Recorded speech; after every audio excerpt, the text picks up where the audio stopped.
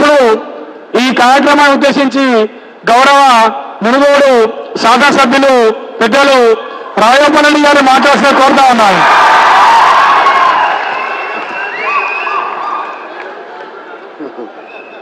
ఈరోజు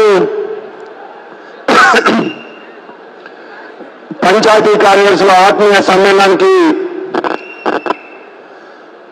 ముఖ్య అతిథిగా విచ్చేసిన సోదరిమణి మనందరం గర్వపడే మన తెలంగాణ ఆడపడుచు పంచాయతీరాజ్ శాఖ మంత్రులు సీతక్క గారికి, అదేవిధంగా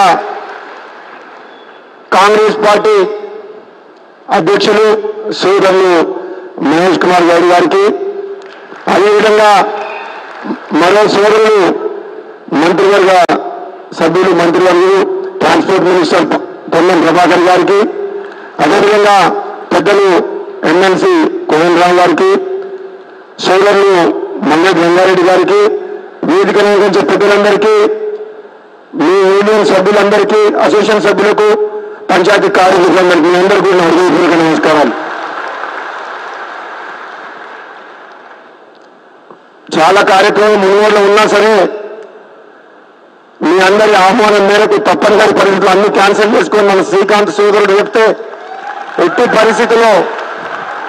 పరిస్థితుల్లో మీరు హాజరు కావాలి అని చెప్తే ఈరోజు మా నియోజకవర్గానికి మహేష్ కుమార్ గౌడ్ గారు ఒక ప్రోగ్రాం గురించి వచ్చినా సరే ఇద్దరం కూడా మాకిద్దరికి ఇక్కడ ఇన్విటేషన్ ఉన్నాయి, అక్కడ కూడా ప్రోగ్రామ్స్ ఉన్నాయి, అక్కడ తొందరగా కంప్లీట్ చేసుకొని మీకోసం ఇంత దూరం రావడం జరిగింది. మీకోసం ఈ పంచాయతీ కార్యదర్శుల కోసం మీరు బీఆర్ఎస్ ప్రభుత్వంలో ఆనాడు కాంగ్రెస్ పార్టీ ఎమ్మెల్యేగా ఉన్నప్పుడు మీకు శాలరీ తక్కువ ఉందంటే 15,000 ఉందంటే అసెంబ్లీ సాక్షిగా పంచాయతీ కార్యదర్శిగా జీతాలు పెంచాలి అని చెప్పి గొంతు వినిపించిన మీ గొంతు ఆనాడు ఆ దెబ్బకు 15,000 నుంచి 20,700 చేసింది. అవునా కాదా? గట్టిగా కొట్లాడినా ఆ రోజు ప్రజాస్వామ్యాన్ని కూలి చేసే విధంగా 12 మంది ఎమ్మెల్యేలు తీసుకొని ప్రతిపక్షం లేకుండా వేస్తే ఉన్న 6 5 ఏళ్ల పాటు ఎప్పుడు కూడా మేము భయపడలేదు. ఈ తెలంగాణ బిడ్డల కోసం తెలంగాణ వస్తే మా బతుకులు బాగుపడతాయని చెప్పి సకల జనులు అందరూ కూడా ఆశపడ్డారు.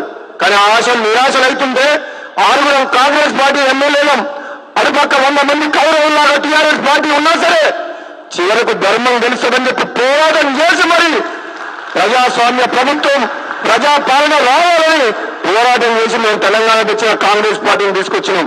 అందుకనే సోదరులారా, నా తర్వాత మన పిసిసి ప్రెసిడెంట్ గారు మాట్లాడతారు. ఆయన సంగారెడ్డి కూడా పోయారు కాబట్టి ఎక్కువ రాజకీయ ప్రసంగం చెప్పదలుచుకోలేదు.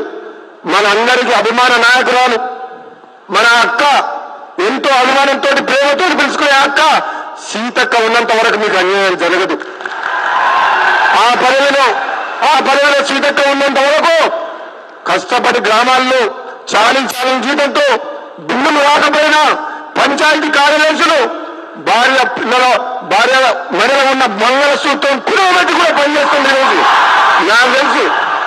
నాకు తెలుసు ఆనాడు పంచాయతీ కార్యదర్శులకు ఎన్ని విధాలుగా ప్రభుత్వం ఒత్తిడి తీసుకొచ్చిందో, ఎంతమంది ఆత్మహత్యలు చేసుకున్నారో బీఆర్ఎస్ ప్రభుత్వంలో మీకు తెలిసి నా కళ్ళతోటి. అందుకనే చెప్తున్నా, మీరు ధైర్యంగా ఉండాలి. ఇది కాంగ్రెస్ ప్రభుత్వం, ఇది ప్రజల ప్రభుత్వం. బలహీన వర్గాల కోసం, పేదవాళ్ళ కోసం, మీలాంటి చిన్న చిన్న ఉద్యోగుల కోసం మీ హక్కులు కాపాడుతుందుకు, మీ జీవితాలను వెలుగు నింపడానికి ప్రభుత్వం పనిచేస్తుంది. ఆలస్యమైనా మీ సమస్యలు ఏమున్నా సరే మన సీతక్క ఉంది కాబట్టి ముఖ్యమంత్రి రేవంత్ రెడ్డి గారి దృష్టికి తీసుకుపోయి తప్పకుండా మీ సమస్యలు పరిష్కారం చేస్తుంది. నేను కూడా మీ ఎమ్మడి ఉంటా. ఒక తెలంగాణ ఉద్యమకారునిగా ఆనాడు నేను మా పొన్నం ప్రభాకర్ గారి ఇద్దరం పార్లమెంట్ లో తెలంగాణ కోసం ఎన్ని కోట్లాడినాం. తెలంగాణ వస్తే మా బతుకులు బాగుపడతాయని చెప్పి లక్షల మంది, కోట్ల మంది ఇక్కడ ఎదురు చూస్తున్నామని చెప్పి మేము ఇద్దరం ఆనాడు కాంగ్రెస్ పార్టీలో ఉండి సోనియా గాంధీ కాంగ్రెస్ పార్టీ పంపించి తెలంగాణ వచ్చినాం. కానీ వచ్చిన తెలంగాణ ఆనాడు సీమాంధ్ర కాంట్రాక్టర్ దోపిడీకి ఎట్లయిందో గత 10 ఏళ్ళు కూడా ప్రాజెక్టుల మీద కమిషన్ తీసుకొని లక్షల కోట్లు తీసుకొని అదే ఆంధ్ర కాంట్రాక్టర్లకు ఒప్పచెప్పింది బీఆర్ఎస్ ప్రభుత్వం. కానీ ఈరోజు కాంగ్రెస్ ప్రభుత్వం అట్లా కాదు.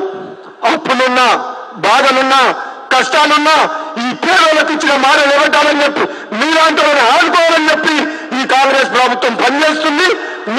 మీ కష్టాలు తీరుస్తుంది, మీ బాధలు తీరుస్తుంది.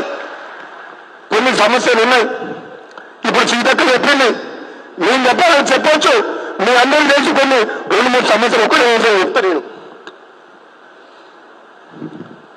4 సంవత్సరాల సర్వీస్ కాలాన్ని పరిగణించాలని చెప్తున్నాను. తప్పకుండా ఈ ప్రభుత్వం మీద ముఖ్యమంత్రి గారు తీసుకుపోతాం.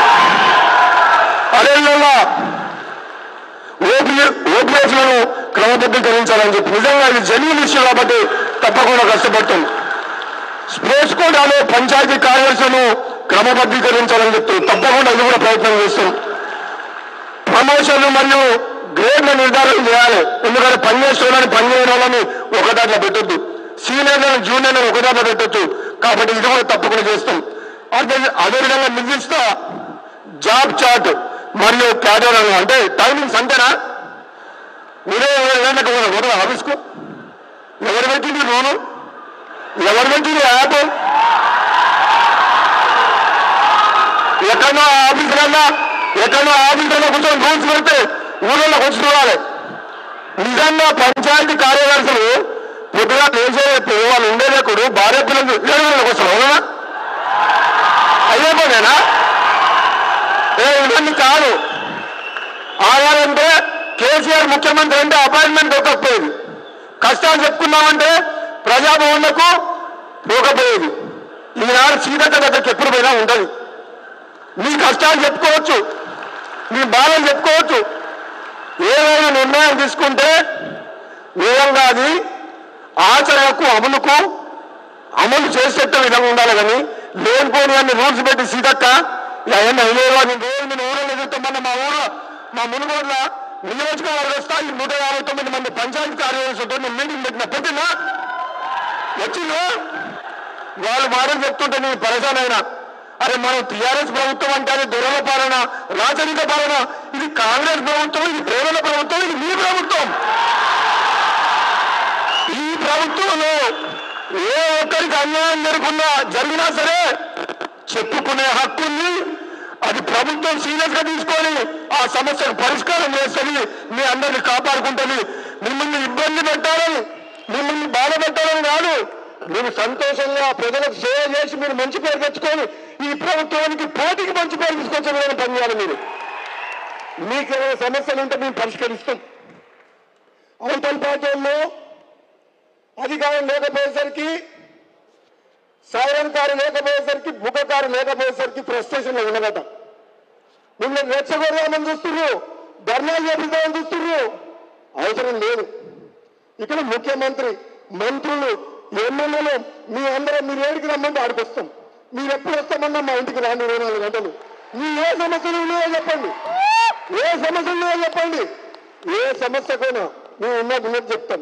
చేయగలిగే సమస్యలు మీకు ఏదైతే కోరికలు ఉన్నాయో ఈ ప్రభుత్వ పరంగా ఎంతవరకు చేయాలో అంతవరకు చేస్తాం. ఎక్కడ కూడా దాపరికం చేయగలిగే పనులను చేసి ఉన్న వాస్తవాలు మీకు చెప్పి మరీ మిమ్మల్ని కాపాడుకుంటామని చెప్తున్నాను. ఎక్కడ కూడా మీ అబద్ధాలు లేని మాటలు చెప్పి అరిచేత స్వర్గం చూపినాం. ఆర్థిక పరిస్థితి ఏంటి, రాష్ట్ర పరిస్థితి ఏంటి, ఆదాయం ఏంటి, వనరులు ఏంటి, ఖర్చులు ఏంటి, మిమ్మల్ని ఎట్లా కాపాడుకోవాలో ఈ ప్రభుత్వం మీద బాధ్యత ఉంది. బరాబర్ మీకు అన్ని చెప్తాం, అర్థమయ్యేటట్టు చెప్తాం. మీరు అందరం కలిసి ప్రజలకు సేవ చేద్దాం. మీ అనుకుంటే కాదు. ప్రభుత్వ ఉద్యోగులు, ప్రజాప్రతినిధులు మనిద్దరము జేగట్లలాగా పనిచేసినప్పుడే ప్రజలు సంతోషంగా ఉంటారు. కాబట్టి సోదరులారా, మీకోసం ఇంత దూరం వచ్చే మా సీతకు వస్తుంది, మా పొన్నం ప్రభాకర్ వస్తుందంటే మహేష్ కుమార్ గారు అన్నారు, మీరు అన్న మనం కంపల్సరీ పోవాలి. మన పంచాయతీ కార్యదర్శులు అంటే ఈ పల్లెలే దేశానికి పట్టుకొమ్మాలన్నట్టు వాళ్ళే మనకున్నది. ఈ పంచాయతీ కార్యదర్శులే గ్రామాల్లో ఉన్న కష్టాలకు, చీటికి మాటికి, చిన్నదానికి పెద్దదానికి ప్రజలను ఆదుకునేది పంచాయతీ కార్యదర్శి. కాబట్టి వాళ్లకు ధైర్యం చెప్పాల్సిన బాధ్యత మన మీద ఉంది. వాళ్ళని కాపాడుకొని వాళ్ళకు ప్రజలు సేవ చేసే విధంగా వాళ్ళ కుటుంబాలను కాపాడుకున్నామని చెప్పి మీ ఇద్దరు కలిసిన దగ్గర మీ సోదరులారా తప్పకుండా ఏది ఏమైనా ఈ 15 నెలల నుంచి బిల్స్ వస్తున్నాయి. సీతక్క ఊళ్ళలో బాగా ప్రాబ్లం ఉంది. వీళ్ళని చెప్తే వీళ్ళు చెప్పుకో ఇంతమంది వచ్చింది ఎన్నో ఆశలతోటి ఎవరిని వదిలించినా బాగలేదు. సీతక్క పైసలు లేవు. నేను అప్పు తెచ్చి పెట్టినా 2 లక్షలు 3 లక్షలు 4 లక్షలు సొంత పైసలు ఓ తీసుకొచ్చి పెడుతున్నాను. వాళ్ళ సొంతంగా అప్పులు తెచ్చి ఎందుకంటే ఊళ్ళో ప్రెజర్ అధికారుల ప్రెజర్ మనం పెట్టే వడ్డీ తట్టుకోలేక పైసలు లేక సాలికాలం జీతంతో కూడా కించిన ఉద్యోగులు కూడా అప్పులు తీసుకొచ్చి ఖర్చు పెడుతుంది. కాబట్టి మీ అందరికీ భరోసా ఇస్తున్నాం. తప్పకుండా రాబోయే రోజుల్లో మన సీతక్క దగ్గర మీ సమస్యల పరిష్కారానికి మీ అందరి తరఫున మీ అందరం కలిసిపోయి ముఖ్యమంత్రి గారికి కేబినెట్ మంత్రులకు చెప్పి తప్పకుండా మీ సమస్యలకు పరిష్కారం కృషి చేశారని చెప్పి తెలియజేసుకుంటూ సెలవుస్తున్నారు. జై తెలంగాణ, జై తెలంగాణ. Thank you sir. ఆ రోజు మన ప్రొఫెషన్స్ మొదలుపెడితే ఈ రోజు వరకు కూడా పెద్దలు రాజగోపాల్ రెడ్డి గారు పంచాధికారి సమస్య శిక్షగా పనిచేస్తున్నారు. వారి మరొకసారి గట్టిగా అందరూ చెప్పలేటే మీ జనంతో కోరుతా ఉన్నాం. Thank you sir. Thank you so much.